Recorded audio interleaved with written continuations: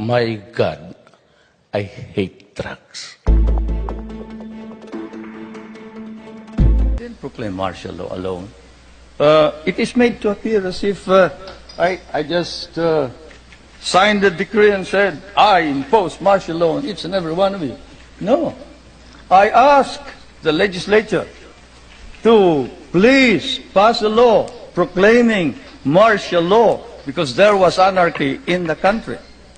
Now, let me say this. The opposition was strong. And they were members of the Security Council, and somehow they had adopted a resolution which required that there be a unanimous vote for the armed forces to be able to move. And therefore the armed forces was immobilized.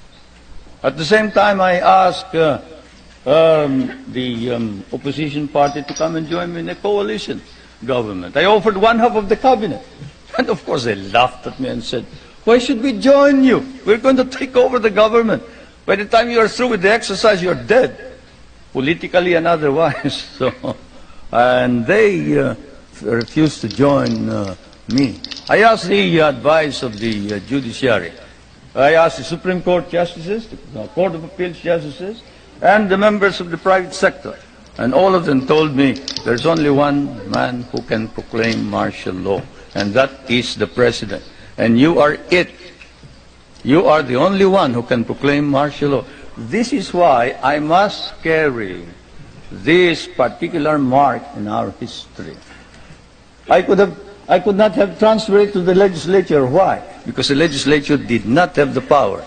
What does the Constitution provide?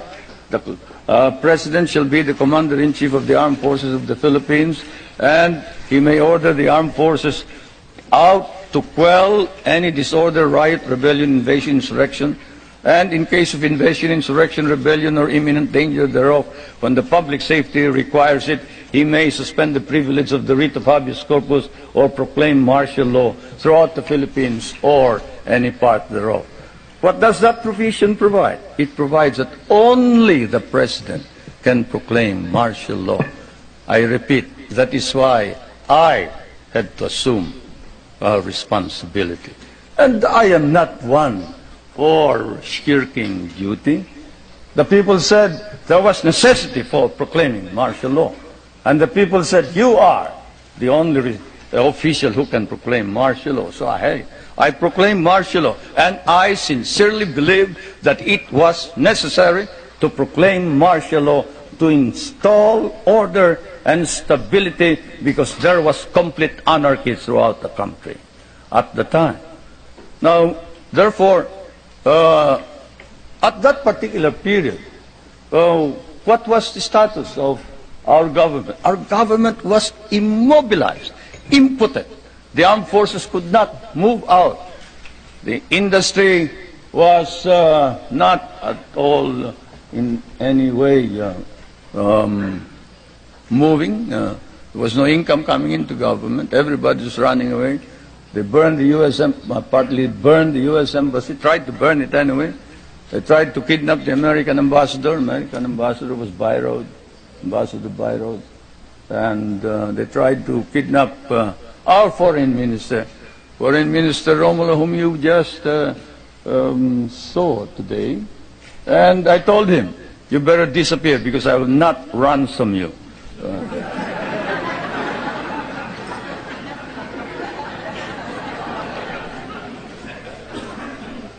But whatever it is, they burned the Manila International Airport, they bombed the Supreme Court, they bombed the Constitutional Convention, they bombed the City Hall, they burned part of Malacanang Palace, they attempted to kidnap my children, they attempted to kill the President 8 times.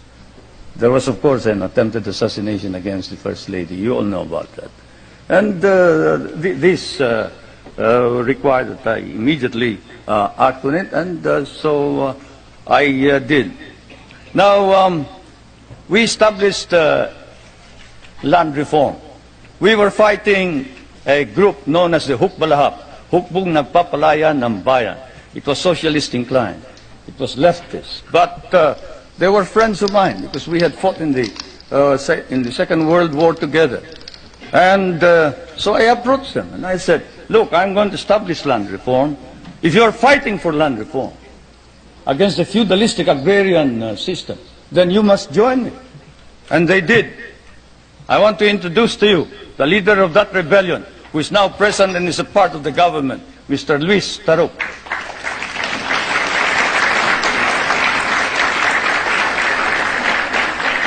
He is a member of the National Assembly. One reason why he ran to the hills, according to him, was he was elected as a member of the old legislature and he was not recognized as such. He and the others.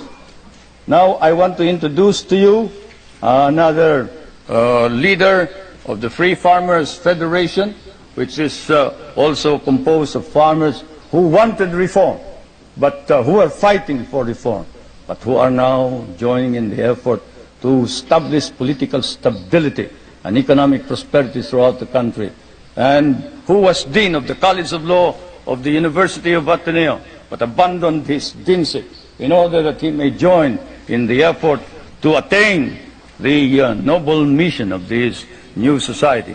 I refer to National Assemblyman Jerry Montemayor, President of the Federation of Free Farmers of the Philippines. I would like to introduce also to you a young man who was very active against the government in 1972 and who paraded around the streets raising the flag of the Communist Party and organized the Kabataan Makabayan, which is the red organization of the youth. And this man is Nilo Tayat. Is he here? Anyway, he is somewhere around here. But they have all joined, all these activists, to prove to you that all these stories about our being oppressive against our enemies and our friends, they've all joined the government to help reform and drive out all the corrupt people in the government. We have an ombudsman. We are the only country with an ombudsman. You know what an ombudsman is? He is the officer who watches over the corrupt officials of government. And this man has charged more than 1,000 officers and employees and sent most of them to jail. Is Justice Pamaran here? He must be somewhere around. Where's Justice Pamaran? There is the ombudsman.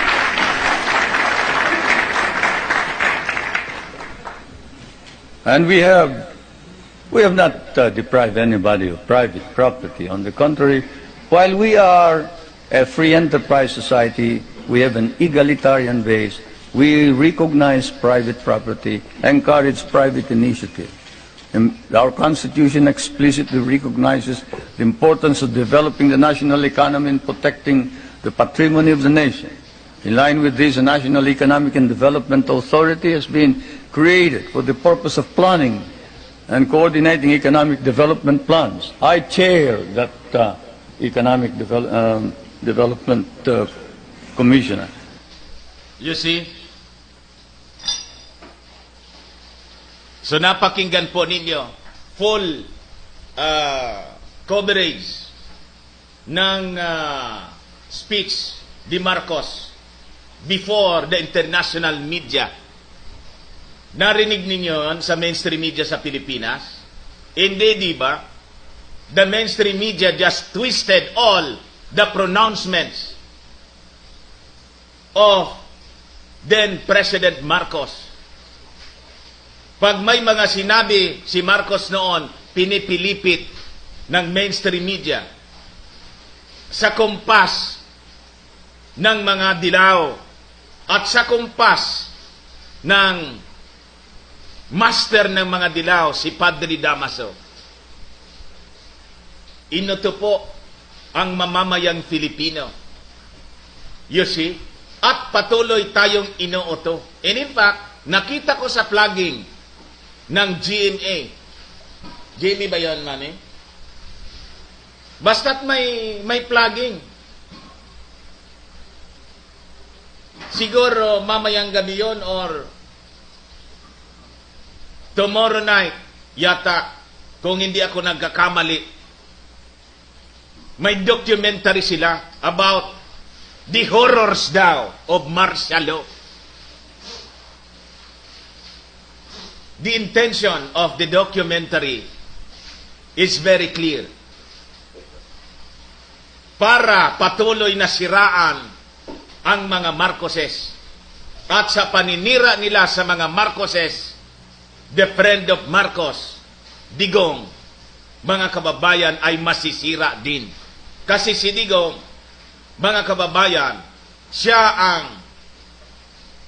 solamente, sabi nga sa Bicol, the only president that allowed Marcos to be buried in the libingan ng mga bayani